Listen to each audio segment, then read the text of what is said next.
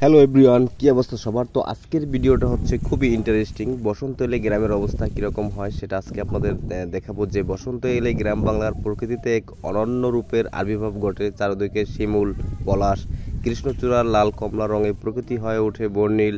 আমের মুকুলের মিষ্টি ঘ্রাণ বাতাসে ছড়িয়ে পড়ে, আর মধু সংগ্রহ ব্যস্ত হয়ে ওঠে মৌমাছিরা। এই ঋতুতে কৃষকের মাঠে থাকে নতুন ফসলের আনন্দ। সরষে খেতে হলুদ রঙের সমারোহ, আর কাশবনের মধ্যে দোলা খায় বাতাস। পাখিদের কলকলিতে ভরে ওঠে সকাল, কোকিলের সুর মনের মধ্যে এনে দেয় বসন্তের স্পর্শ। গ্রাম মানুষের জীবনযাত্রার বসন্তের প্রভাব পড়ে। চৈত্র সংক্রান্তি ও পহেলা বৈশাখ উদযাপনের প্রস্তুতি চলে। মেলা বসে, নাগরদোলা, পুতুলের নাচ আর বাউল গানের আসর বসে গ্রামের মাটির পথের ধারে। বসন্ত মানে আনন্দ, গ্রামের জাগরণ আর এক নতুন আশা নিয়ে পথ চলা।